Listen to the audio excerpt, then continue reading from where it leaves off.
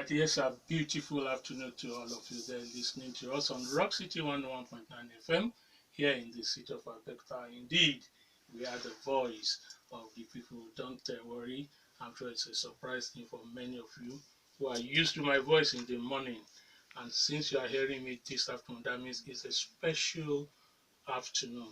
It's the 30th day of the month of March, year 2017, and I have a special guest with us here. Trust us, the voice of the people of Rock City. We are bringing to you this afternoon the Deputy High Commissioner to the United Kingdom in Lagos. That's where the office is, Mrs. Laure Beaufils. I hope I got that right. Yes. All right, good afternoon and welcome to Rock City 101.9 FM. Good afternoon. I'm delighted to be here. Thank you for inviting me. All right, yes, you heard her voice. She has confirmed that yes, she's here with us. Let us start within the next 15 minutes. Get her talk about some things, our relationship, you know, the way it is in all strata of life, Nigeria and the United Kingdom. You want to talk about the premiership, which is the in thing with so many Nigerians. You want to talk about the economy. You want to talk about politics, and of course, our age-long relationship with the United Kingdom. Mrs. Buffett, let me start first. I know you were involved at the time with the British Foreign Development, the DFID.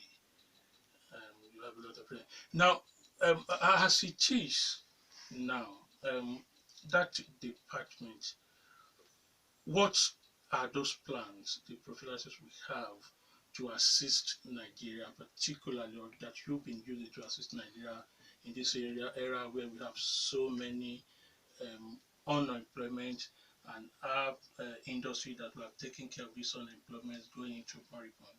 What are those special things you are doing as assistance aids into a country of ours, to the country of Nigeria? Thank you, and thanks again for having me.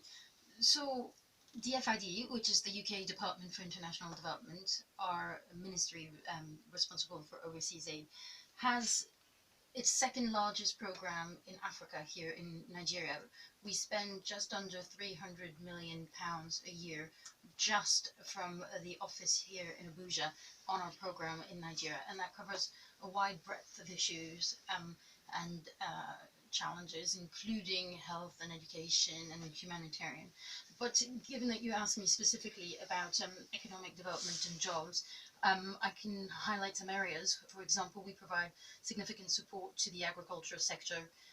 So we work with the government of Nigeria on strengthening the domestic manufacturing base, on boosting efforts to create jobs, boosting tax collection efforts, increasing transparency, removing constraints on the ease of doing business, addressing anti-corruption, that sort of work. And also very much doing some work on strengthening supply chains and making markets work for poor people across Nigeria. Let's talk about Brexit. Only yesterday, the British Prime Minister triggered off the formal exit procedure from the EU.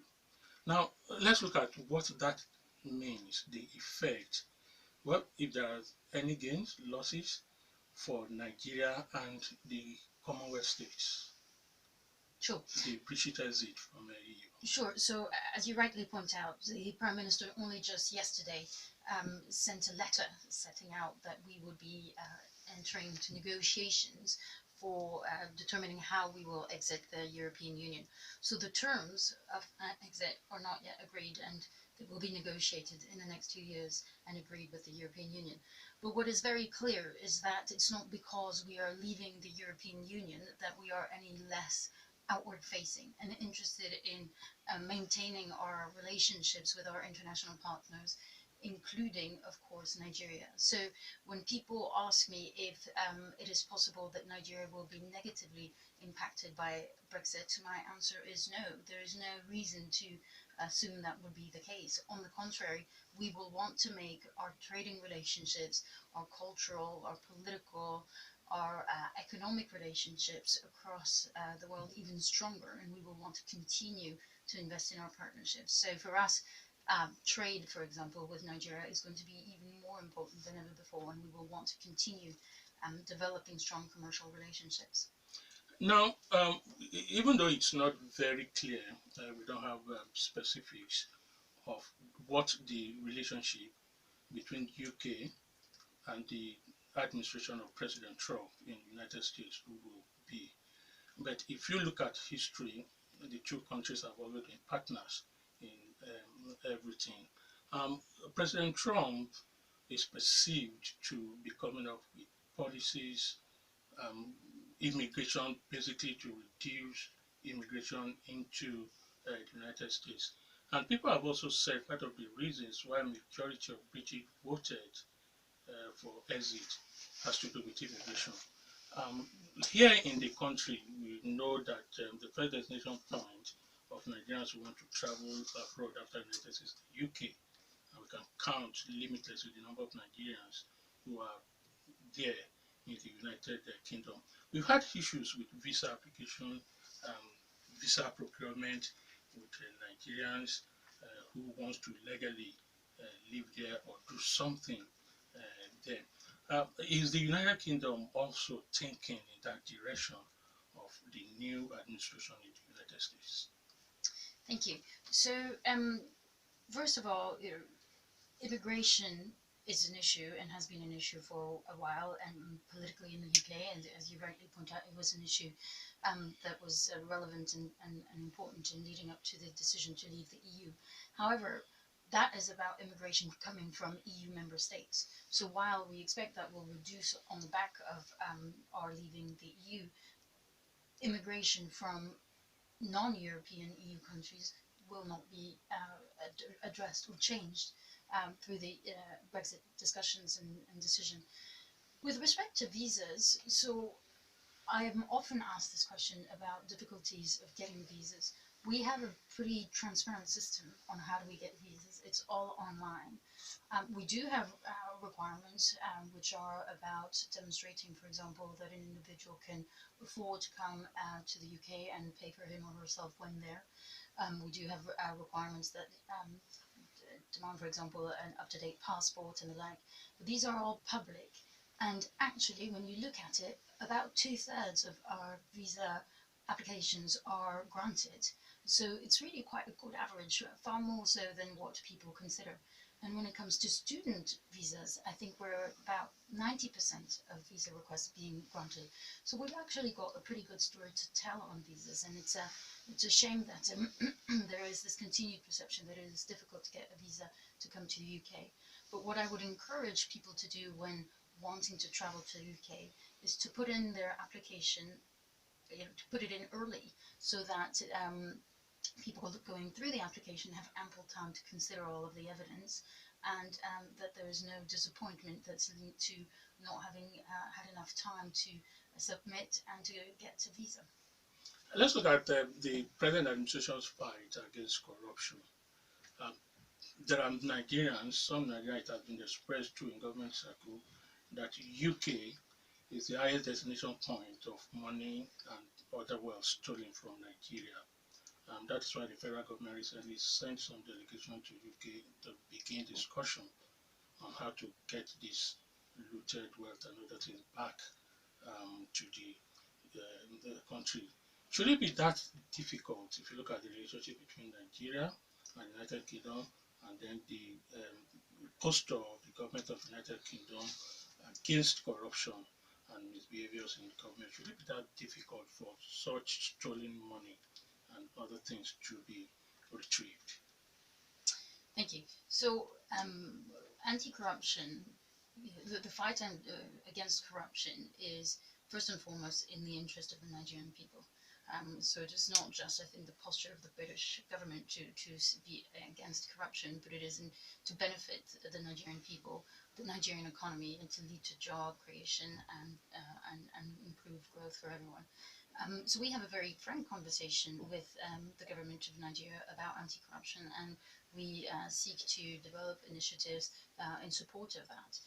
With respect to getting looted resources back, it's always difficult. We know that, and that's not just with respect to resources that go overseas.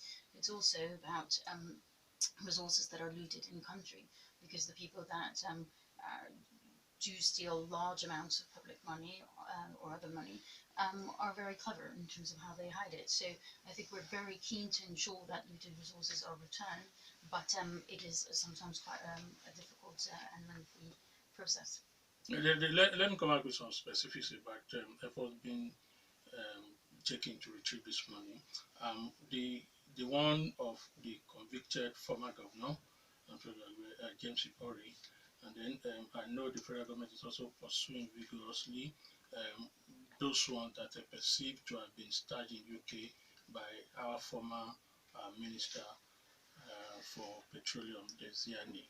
Um, how far would they go with that? I'm talking about Nigeria's government.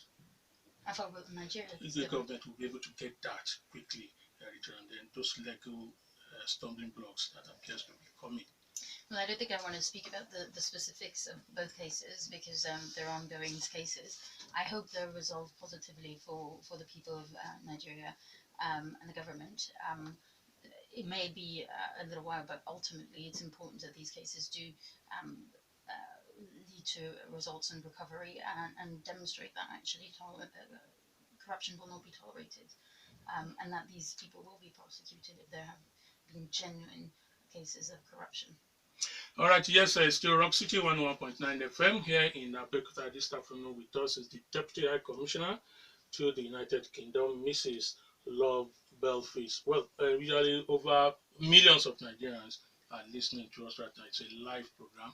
So let's just give a very limited number of people, listener, the opportunity to ask the Deputy High Commissioner question or comments. Not more than 4 or 5 listeners will have that opportunity. So straight away, let's open the telephone lines. You can also contribute via our other social platform means the Twitter handle, the Facebook, and the SMS. SMS remains 32120, and our Twitter handle is at rockcityfmradio.com, at rockcityfmradio. Okay, do you have the first caller? Come.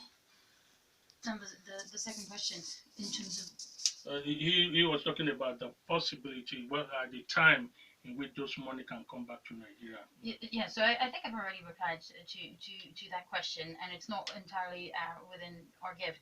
But in terms of the Nigerian economy, there's a lot that can be done here to improve the economy. There's a lot that is already being done and considered by the government. We were this morning in a workshop here in Ogun on the ease of doing business. If that were addressed, if there were improvements, for example, on the harmonization and simplification of the tax system, or if there were some decisions made on the foreign exchange policy, then you would be likely to see a lot more foreign direct investment, which is what the country really needs to be able to invest in its infrastructure and in its people, and to have the sort of inclusive growth that we all support and we all want for Nigeria and its people. Okay, hello, I know doing business. I know you have a lot of experience about traveling and working in Africa. Let's have your assessment of the ease of doing business in Nigeria and then come down to Ogun State. Okay, thank you. So, the ease of doing business is one of the more challenging issues that we see here in Nigeria, and it's really only been in the last 2 years that I think the government of Nigeria and of the states of Nigeria have started to take this issue incredibly seriously, recognizing that it was a decisive issue for many of the potential investors interested in Nigeria. So what does this mean? It means basically the laws or the legislative environment, or as I was talking about, the taxes, etc. That means that it's not too difficult to run a business. And in my mind, there's the ease of doing business, which is this the set of regulations, and then the cost of doing business, which is around energy, transport, other infrastructure costs that are two big stumbling blocks to business here. And if we can address both, then I think we'll be in such an exciting place for Nigeria, with lots of potential investors really wanting to come in and be part of the development story here in Nigeria. With respect to Ogun, because you asked about Ogun, I think that's a really positive story to tell. So if you look at the past few years, across a variety of indicators that feature in the World Bank Ease of Doing Business report, Ogun has made huge progress. And I think we should really commend the government of Ogun for making that happen. And it's no surprise that there are many investors that do come to the state, and they do create jobs and they do contribute to growth. And indeed, I understand from what the government of Ogun has told us that 75% of foreign direct investment that came to Nigeria in 2015 went to Ogun State, which is incredible and again should be celebrated and applauded. So, for me, what this demonstrates is that some reforms along those lines, if this could be a subject of further attention, could really yield significant results. And in terms of our own role and programming as the UK, we are putting together a program that will be specifically looking at the ease of doing business and working in two states. One is Lagos State and the other is in Ogun State. And hopefully that program will support the government of Ogun to further drive those reforms and make Ogun an even more attractive destination for businessmen and women. And hopefully on the back of that, we will also have stronger and deeper partnerships between Nigeria and British businesses that want to invest here and make sure that Nigerians and Britons alike are able to benefit and grow. Thank you so much, the British High Commissioner, Mrs. Laure Beaufils. But before I let you go, let me ask this. How many of the radio stations have you been to in Ogun State? In Ogun, this is Yes. my first, and it's a pleasure to be here at Rock City. Thank you so much. All right, let me also appreciate Andrew, the Chief Economist of PwC, and Wale, who also accompanied the British High Commissioner to our studio once again. Enjoy the rest of the day. Dele Ayodo remains my name.